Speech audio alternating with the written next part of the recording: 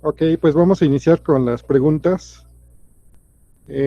Bueno, antes de iniciar con las preguntas, me gustaría comentarles que quiero que hagan el ejercicio para que quede más claro. O sea, así como lo hacían con los de la Academia Mexicana de Ciencias, que tenían que ir copiando la secuencia, que ir obteniendo los productos, pues me gustaría que lo hicieran, así que tratando de no ver el video, con el objetivo de que obtengan su primera lectura de secuencia. Entonces, ahora sí, comenzamos con las preguntas. Adelante. Yo tengo una, profe. Dime, Karen. Bueno, ve que había diferentes tubos con timina, adenina, guanina y citosina. ¿Para qué? ¿Cuál es el fin de poner como una timina terminal? Si va a ser como aleatoria, o sea, ¿para qué nos serviría de tener una timina terminal o una adenina terminal o una guanina? Sí, en realidad es una cuestión de cómo se comenzó a hacer el método. Y al principio el método se hacía de esa manera, en 4 tubos independientes.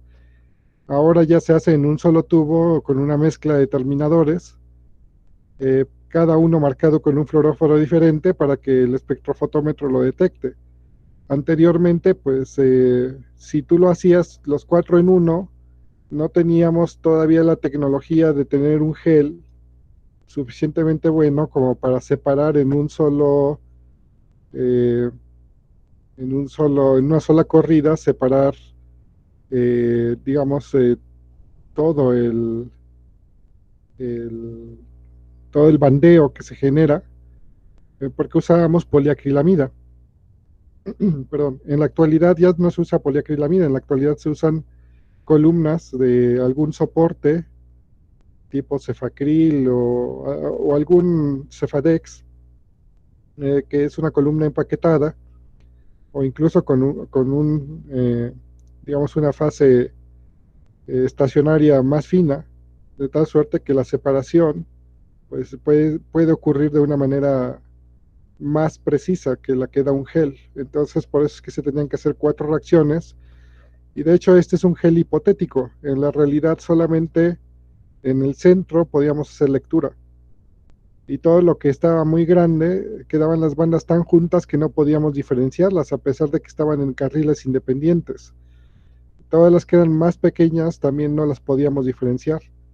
Eran tan pequeñitas que todas, o sea, digamos, imagínense que esta y esta son distinto tamaño, pero es como es una diferencia de una base, y como ya al final del gel todas las moléculas crecen de manera similar, pues era muy difícil el poder, digamos, diferenciarlas. Es por eso que se tenía que hacer en 4 reacciones independientes. Esto, pues, desde luego fue evolucionando con el tiempo. Eh, no sé si contesto a tu cuestionamiento o era un poco diferente. No, sí está bien, gracias. ¿Segura? Sí, sí, ya entendí la finalidad. Gracias. Ok, Karen. ¿Más preguntas?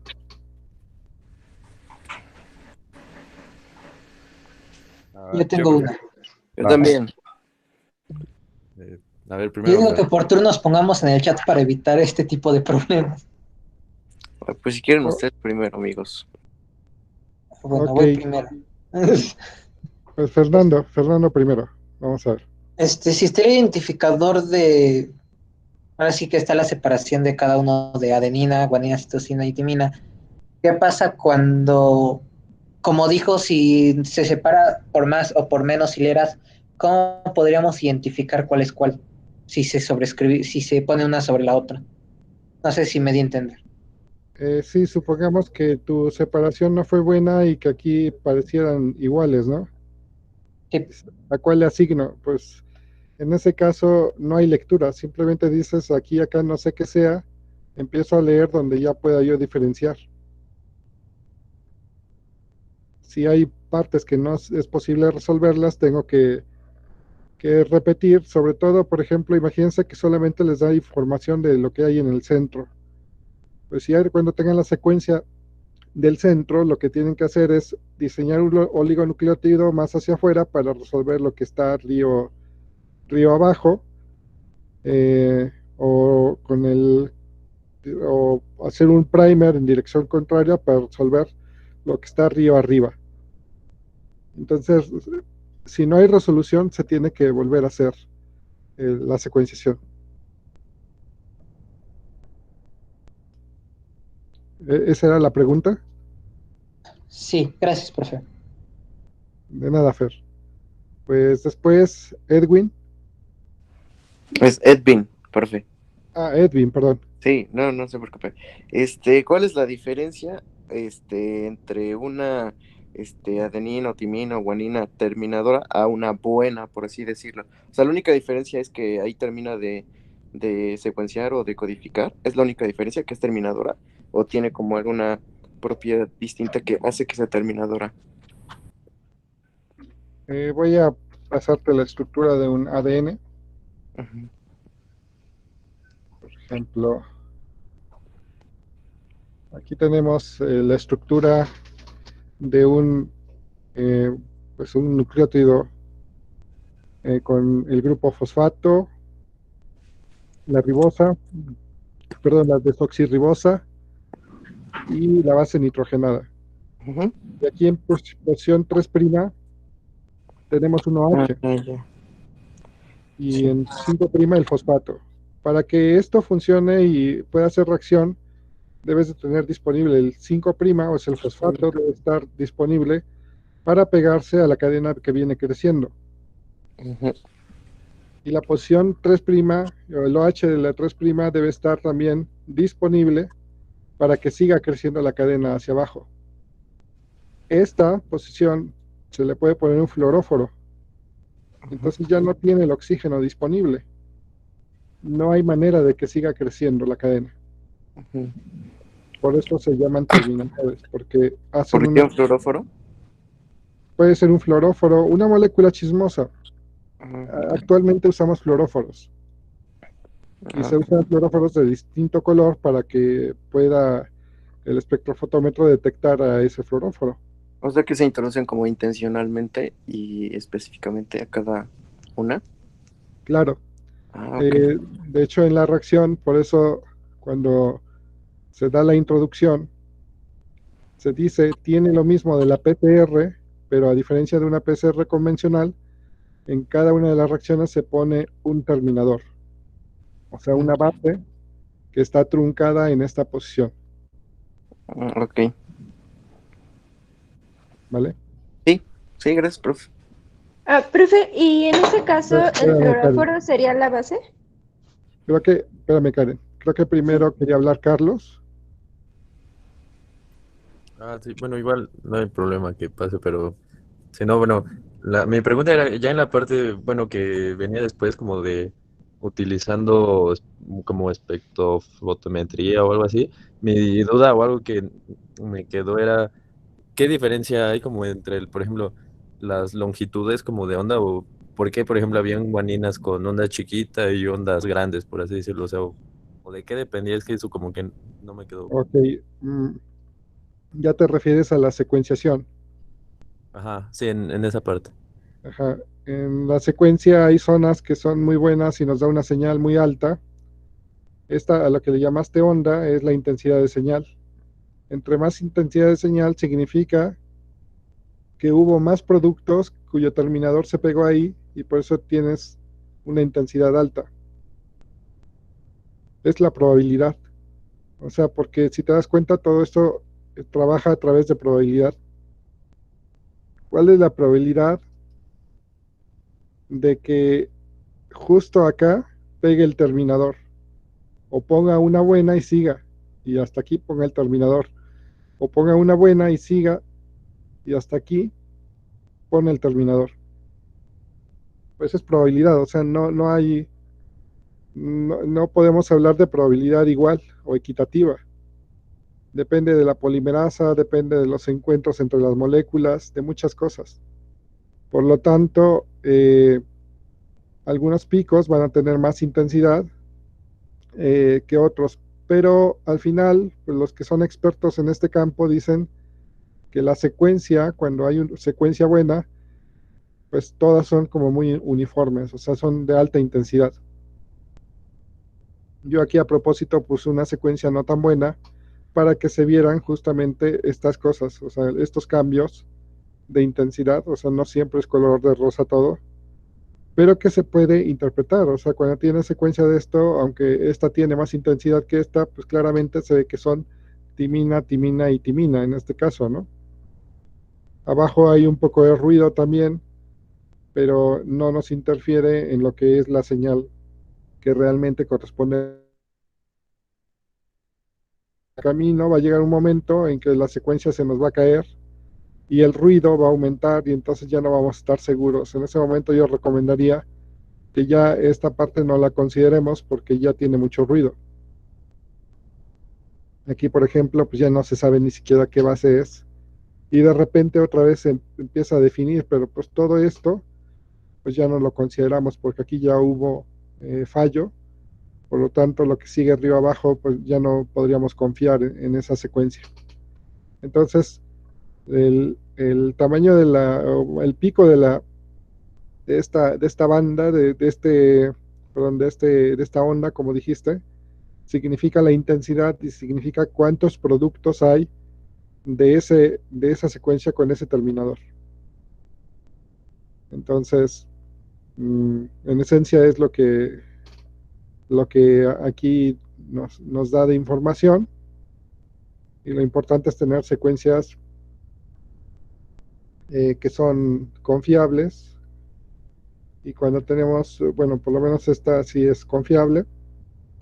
Y ya cuando empiezan a aparecer malas lecturas, preferible parar, digamos, de hacer lectura porque eso ya no nos va a dar buena información. Ah, gracias, profe. Sí, de nada, Carlos. Ahora sí, Karen, cuéntanos. Ya, perdón, profe, por interrumpir. Es que tenía la duda sobre la pregunta anterior, que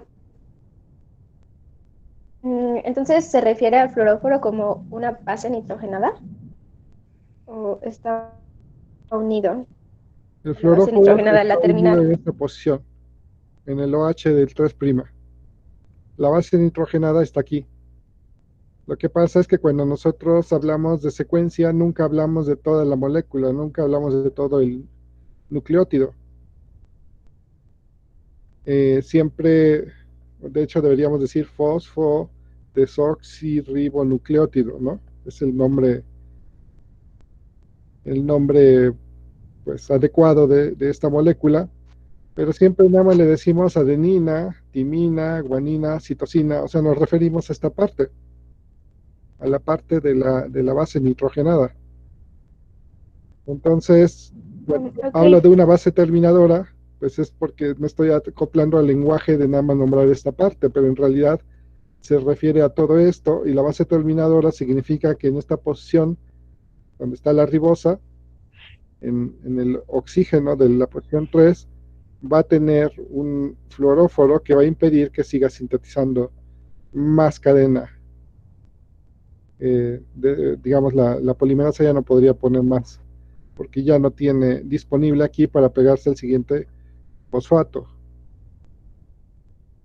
ok. ¿Y qué es un fluoróforo entonces? ¿Qué molécula? Ah, interesante. Muy buena pregunta, esa nunca me la habían hecho. Un fluoróforo es una molécula orgánica. Fluoróforo es una molécula orgánica chismosa que cuando es excitada por luz ultravioleta, por ejemplo, da una emisión de luz en un rango del, puede ser en el visible o puede ser en algún punto de una longitud de onda, pero que puede ser captada por espectrofotómetro. Por ejemplo, aquí en Wikipedia va a venir una definición de fluoróforos, ejemplo de fluoróforos, pero para que quede más claro vamos a decirle estructura. También padres las estructuras de los fluoróforos y le vamos a poner imágenes. Entonces, por ejemplo, aquí tenemos un ejemplo de fluoróforo. Son moléculas orgánicas. ¿Sí alcanzas a ver? Sí, profe, sí lo veo. Entonces son moléculas orgánicas que generalmente tienen estos enlaces, dobles enlaces, y presentan un fenómeno que se llama resonancia. Es decir, cuando el doble enlace se viene para acá, esto se viene para acá y al revés. Viene para acá, este se viene para acá. O sea, los dobles enlaces están jugando de un lado a otro. Y esa excitación de los dobles enlaces de estar en resonancia hace que esta molécula se excite y emita luz. Entonces tú le pones energía, absorbe y luego emite luz para liberarse de la energía y está como en una, nosotros le llamamos en química orgánica resonancia, están en resonancia. Pero hay distintos fluoróforos, o sea, este fue un ejemplo y aunque son moléculas que no tienen gran ciencia, pues muchas veces los fluoróforos se patentan y cuando compras el kit para hacer, por ejemplo, este caso de secuenciación, pues no se revela la identidad del fluoróforo. Por ejemplo, yo uso un kit para identificar bacterias vivas o muertas y uno de los componentes es un fluoróforo patentado y nadie sabe qué es. Y pues como está patentado, nada más sabemos que es un cito R9, ¿no? O sea, y así le llamamos, cito R9. Pero no sabemos cuál es la identidad del fluoróforo. Entonces, pues todos los fluoróforos, por ejemplo, aquí es un análogo de ácido nucleico, que a lo mejor podrías usar algo como esto. Pero esencialmente, hasta donde mi conocimiento llega, es la posición, que les insisto, esta posición, la que está truncada. Entonces se une el fosfato, pero ya no se une aquí, digamos, el siguiente nucleótido, porque esto ya está ocupado por el fluoróforo. Ok, profe. Y, por ejemplo, ¿nosotros cómo vamos a saber qué fluoróforo usar? Porque hay diferentes tipos. Ah, para hacer secuenciación. Ujú. No, para hacer secuenciación, mm, en principio ya hay otras metodologías. Ahorita nada más era para que entendieran el concepto. Pero en realidad mandas a secuenciar, o sea, no te conviene comprar un equipo para secuenciar, a menos que te quieras dedicar a secuenciar. Y normalmente cuando ya compras un equipo para secuenciar, pues también compras digamos, todos los terminadores, o sea, ya tú no tienes que sintetizar nada ni conocer qué fluoróforo vas a ocupar, porque te venden ya el terminador. Entonces, si haces Sanger, pues te van a vender todo para que hagas Sanger. Ahora bien, pues están saliendo otras tecnologías de secuenciación más poderosas que la de Sanger, simplemente para propósitos de clase. Yo todavía me baso en Sanger, uno porque se sigue utilizando mucho y segundo porque eh, es una metodología que te permite entender la base para otras metodologías que están más arriba. Entonces ya en su tiempo ustedes verán que hay otros métodos y van a seguir saliendo métodos seguramente para visualizar secuencia. O sea, este fue un paso histórico simplemente. Regresando a tu pregunta, lo conveniente es mandar a secuenciar a algún lugar que ya tiene toda la tecnología. Ok, profe, gracias. Sí. ¿Alguna otra pregunta? Yo tengo una duda. ¿Qué habla, hermano? Ok. ¿Lo quieres decir? Bueno, eh, una preguntaría que vimos qué es lo que tenemos. Vi que usó una herramienta que se llamaba Blast o algo así. Entonces esa herramienta lo que hace es metemos ahí nuestra secuencia y lo compara con una base de datos y nos dice qué es. No sé si entendí bien esa parte. Sí, si entendiste bien. Tienes tu secuencia, esa secuencia la pones en la base de datos pública y te va a decir a qué se parece más, o sea, cuál es el el porcentaje de similitud, perdón,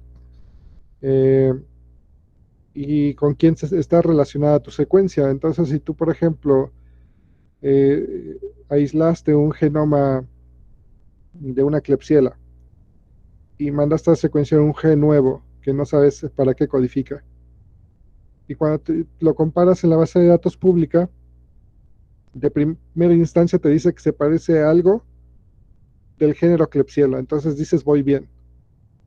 Y ya después te dice, pero es un gen desconocido porque no es un Open Reading Frame que no cruza con nada, pero por lo menos sabes que se relaciona a algo que ya fue secuenciado en un genoma de Klebsiella, aunque no sea tu cepa. Entonces, lo de BLAST lo vamos a ver en otra clase. También tengo un video, pero vamos por pasos. Te pido paciencia para llegar a la parte de comparación. Ok, gracias. Adelante, Eileen. Yo en la parte de secuenciación entiendo que debido al fluoróforo pues puede identificar qué nucleótido es, pero lo que no entiendo es cómo identifica la posición. O sea, no el del gel, sino el del más nuevo. El más nuevo. No entendí esa cuestión del más nuevo. Ajá, de ese cómo identifica la posición. No, ese no. No, el otro. ¿Esto? Ajá, o sea, entiendo cómo sabe qué nucleótido es, pero no cómo sabe en qué posición se encuentra. Ok, me voy a regresar aquí. Sí, este concepto sí lo entendiste, ¿no? Sí, ese sí. Ok, imagínate que acoplamos aquí un detector que lanza luz y aquí está bueno, o sea, aquí emite luz y aquí está el detector. Entonces, al momento que sale esta banda, la luz, digamos que es absorbida por esto y entonces aquí se detecta. Y entonces el espectro detecta que salió una adenina que tiene un fluoróforo, aquí en este ejemplo, verde. Y entonces manda a la computadora y le dice verde, pero como esta señal fue muy intensa, lo grafica en un pico muy grande y dice adenina verde grande. Imagínate que después sale este rojo que es timina. Este trae un fluoróforo rojo, entonces el detector, el espectro lanza luz, se absorbe diferente porque es rojo y aquí lo detecta. Pero imagínate que esta banda es una señal pequeñita, pero ahí existe. Entonces lo que va a hacer el detector es mandar la señal a la computadora y va a graficar un pico pequeño de timina.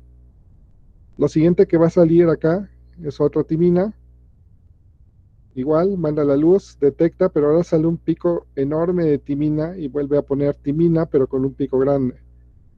Entonces es lo mismo, todo el tiempo que sale una base, la luz va a hacer que se absorba, o sea, la luz emitida se va a absorber por la siguiente base, el detector, por la luz que se está absorbiendo, va a saber qué base es, y entonces va a graficar, en acuerdo a la intensidad,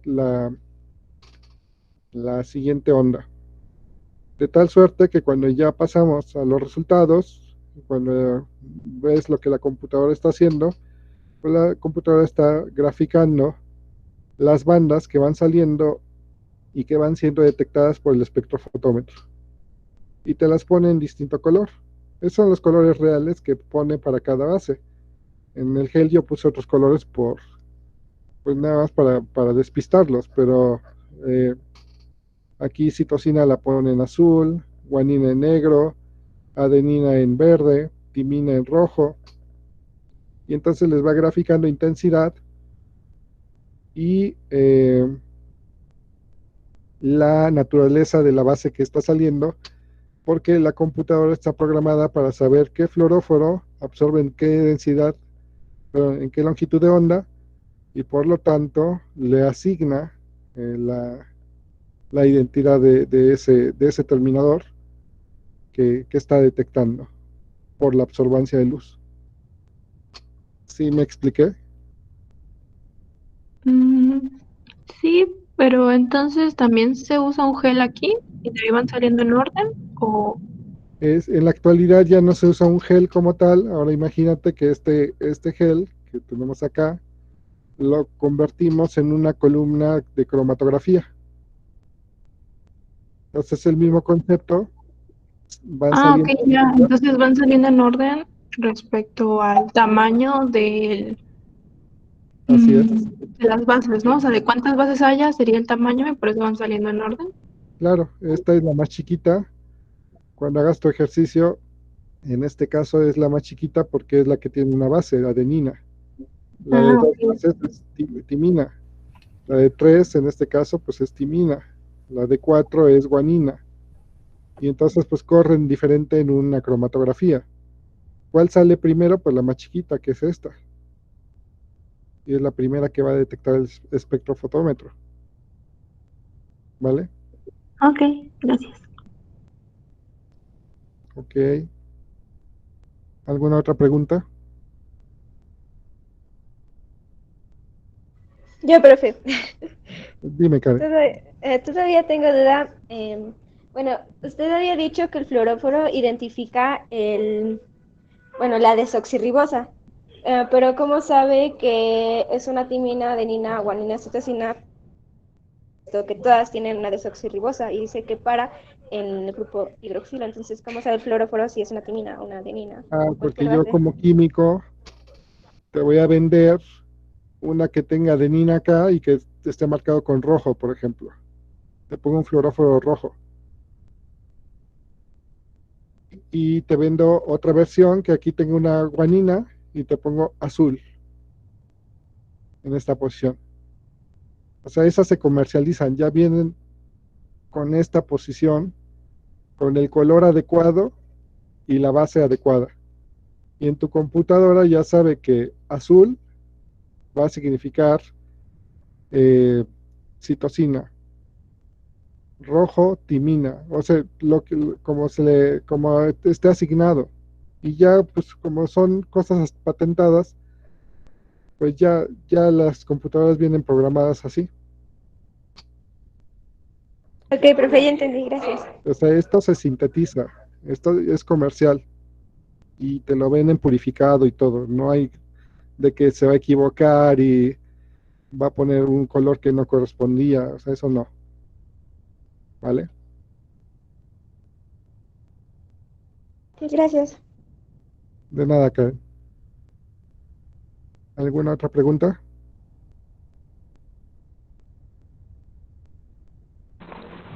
Sí, ¿cómo se sabe que la secuenciación fue correcta? Por tu cromatograma, o sea, el cromatograma es justamente lo que estábamos viendo, perdón.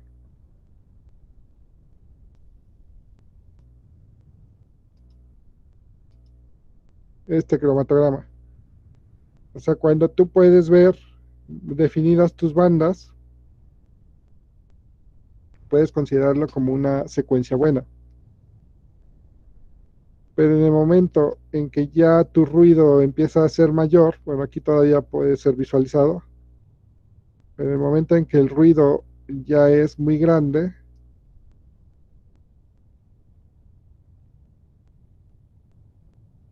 por ejemplo acá, el ruido empieza a ser muy grande, mi recomendación es que ya no la consideres como secuencia buena. Aquí, por ejemplo, todavía podemos tener lectura buena, pero el ruido ya es muy grande, entonces en mi punto de vista ya no. Esto ya no lo debes de considerar. Entonces es un poco arbitrario y va a depender del autor. Hay autores que dicen, no, no, claramente se ve que los picos son más altos que el ruido, entonces sí lo considero. Pero pues va a depender de ti.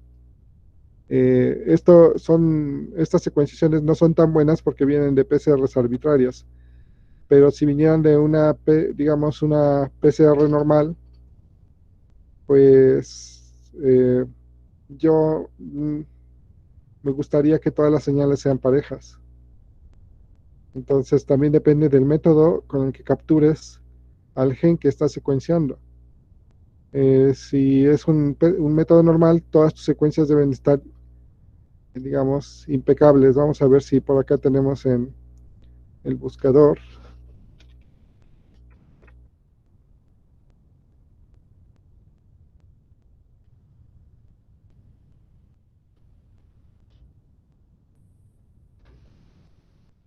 Ve, aquí hay varios ejemplos de secuencias bastante buenas. En general hay unas con más señal, otras con menos señal. Vamos a abrir este que tiene esas señales variables. Entonces, igual que en el otro caso, hay picos mayores, picos menores, esa es la probabilidad. Hay también ruido, eso es normal, pero hay buena señal para considerar que nuestra secuenciación está bien. Y por acá tenemos otras que están mucho mejor. Más o menos. Vamos a abrir esta, que son más parejas.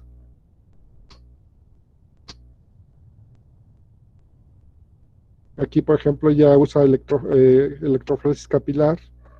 Yo les hablaba de una columna tipo cromatografía, pero también puede ser más pequeñito todavía. Usa el principio de cromatografía, pero ya son capilares. Y vean, sus cromatogramas son impecables en este caso. Casi no tienen ruido. Aquí sí hay un poco de ruido. Aquí incluso ponen cromatograma con algo de ruido. Y aquí dice un buen cromatograma, o sea, cero ruido. Así es como nosotros deseamos las secuencias y ojalá siempre fueran así. Pero la realidad no es así. La realidad es que obtienes secuencias de las dos cosas. O sea, tanto puedes tener secuencias muy buenas como esta, como secuencias con ruido.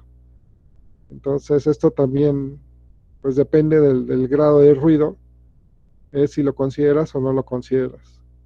Yo aquí pues, digo algo de ruido, pues sí, no se ve muy bien, pero confío en la secuencia. Pero en esta secuencia con mucho ruido, pues como que ya no me convence. O sea, aquí ya hay tanto ruido que no sé si es que el gen es muy variable, tiene como copias parecidas y por eso te empieza a dar ruido, o es una mala secuenciación, o sea, por distintas causas. Aquí dice las causas pueden ser contaminación de otro ADN, contaminación con otro cebador, pues a lo mejor dice aquí el cebador reverso, no sé. Esta página está buena, se las voy a copiar para que la puedan lo puedan verificar con más calma y que tomen sus notas bien para el caso de secuenciación, de análisis de secuencia. ¿Vale? Sí, gracias. Ok, pues ya nos pasamos un poco de tiempo, lo vamos a dejar aquí. Me imagino que tienen otra clase y ya estoy invadiendo. Nos vemos entonces en la siguiente clase. Ahora sí trataré de colgar en internet las clases. No lo he hecho porque tuve otras actividades que se me cruzaron, pero tenemos que ponerlo para que puedan ir haciendo los retos, ¿vale? Perfecto, gracias, doctor. Gracias. Muchas gracias por Gracias, profe. estar aquí. Gracias. Gracias, profe. Gracias, profe.